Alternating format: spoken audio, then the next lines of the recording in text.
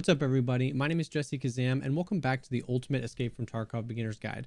In this video, we're going to do a general overview of the flea market, how it works, and the things you need to know to start using it effectively and making your life a lot easier.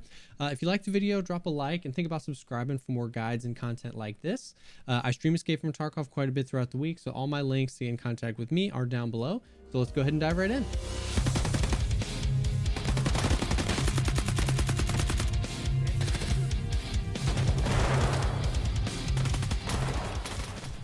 So the flea market is a really awesome tool because basically it's a marketplace where players can actually put items up for sale and other players can purchase them. So outside of the traders and their kind of like fixed inventories and limits and anything, this is kind of just like the open world where you can buy whatever you want from other players.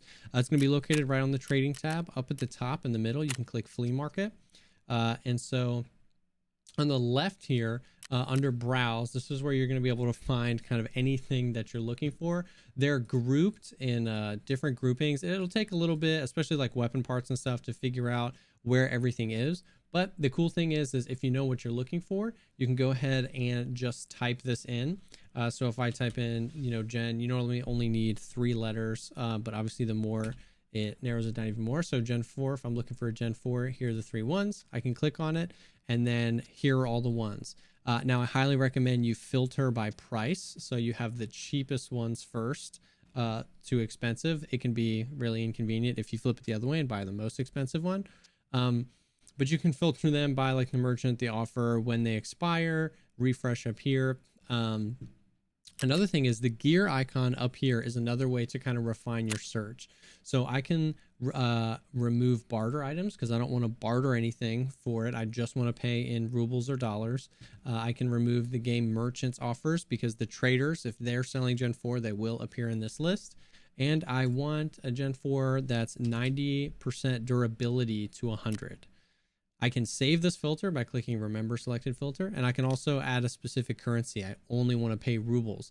A lot of people are going to try and put $1,000, or they'll try to kind of like manipulate you into spending dollars, euros when you don't want to. So you can hit rubles right here. If I hit OK, it's going to filter those. So this is 90% durability or above in order from price lowest to highest. And then you see these filters up here at the top, and then I can remove any one of them. I don't care if somebody wants dollars, you remove that. Boom, boom. It's going to save those filters for me. So that's the browse. You can search with the search bar. You can find anything you need in all these lists if you'd like. And you just go ahead and purchase it like anything else.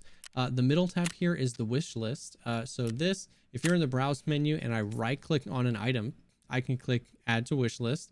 And then that's going to put that Gen 4 right here in my wish list. So this is super convenient, especially for snuff, because there's so many awkward names and weird stuff. If there's like a 60 round mag or something specific that you're constantly going back for, you can just throw it in the wish list, pull it up here, and then you can filter the same exact way.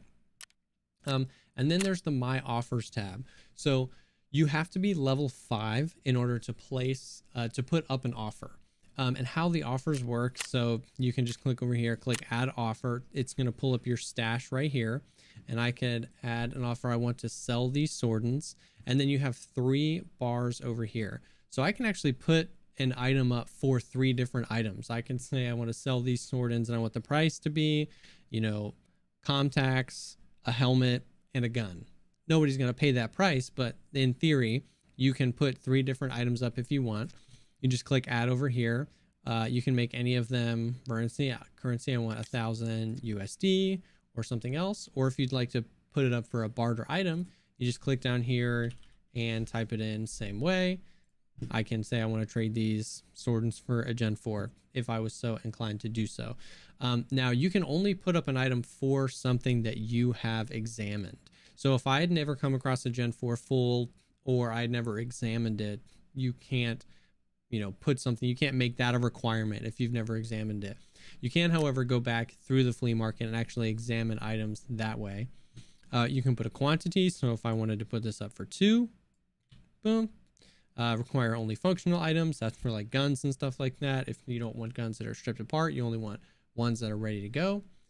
I'm going to change this back to 1. If I hit add, now the fee pops up here. So it's a really kind of complicated and weird formula how they calculate the fee. But if you are trying to sell something for an outrageous amount more than the game thinks that item is worth, the fee is going to be pretty tremendous. And that's so that people aren't moving money around in raid or in game and all sorts of stuff like that. You can make it a priority offer, which means it goes all the way to the top. I would not recommend doing that because the fee is huge, and a lot of people like me just filter out priority offers because a lot of times those are just people trying to kind of scam you. I can put multiple up. So if I just back out of this, add a new offer, let's see these Momexes. If I click auto select similar offer, click on the Momex, it's going to put up all 10. And then the trade item, if I put 50,000 rubles, that person is going to, for 50,000 rubles, buy all 10 of these. So just be careful that you're not putting up multiple items if you don't want to, and you know what I mean, vice versa. Anyway, so you can do that. You click place offer. That offer will expire. It tells you how long, depending on the value and the item, how long that offer will be up for, and then you're good to go. The way offers work is based off your flea market reputation, which is this number right up here, 1502 for me. You start when you hit level 5 by allowing, you can put 3 offers up total. And until those are either sold or you take them down, those are the only 3 that you're going to be able to put up. And the way you increase that is by increasing your flea market reputation. Every time you sell 100,000 rubles worth of items on the flea market, you increase your reputation a little bit. So it's all about the value, the amount of money that you're pushing through the market, not a number of items sold. So selling really expensive things like a lead X or really expensive armor is going to drive that up. If you put up an offer and it doesn't sell, or you take it down, that will lower your reputation a little bit. And I have the wiki here, and this shows you, I'll link this down below because this page about the flea market has a ton more information if you'd like that. But this shows you like how many offers you can get and at what reputation. So the higher you go, up to 100 reputation, you can do 15 items. 1,000 reputation, you can do 100 items. That's kind of crazy, but people have done it. And then the last thing I want to touch on real quick, I'm going to go to my inventory. These are tremendously helpful tools to utilize the flea market. So if I right click on this gun and click linked search, it's going to pull up all the things that can attach to this gun, which is incredibly helpful when you're modding out a weapon. So you know what I mean? If I remove this barrel and I just have the ADAR kind of upper here, I can do a link search and it's going to pull up all this stuff and I can figure out how I want to mod it.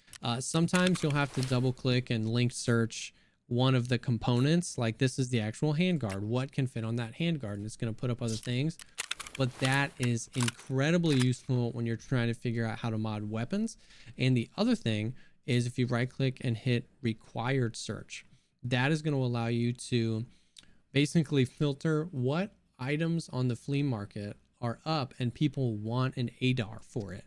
You know what I mean? So there's really only this one in this case, but this guy wants to trade his ZB014 key for an ADAR.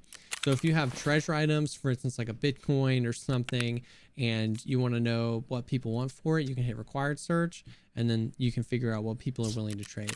That's usually helpful. And then the very last thing is if you just want to filter by item. So if I just want to buy more of these Gen 4s, right click, filter by item, that we just skip right to, I didn't have to go to flea market, then go to browse, then type in Gen 4. These are just the Gen 4s, and then I can fill it out from there. I hope this kind of just helped you understand how to navigate everything a little bit quicker and gave you a nice foundation for what the flea market is and how it works, so that you can just get into more raids and have as fun as possible in this game. Thank you all so much again for checking out this video. Drop a comment down below if you have any questions about this video, or if there's any topics or guides you'd like to see me make here in the future. I really hope that these are helping, and I'll see you all in the next one.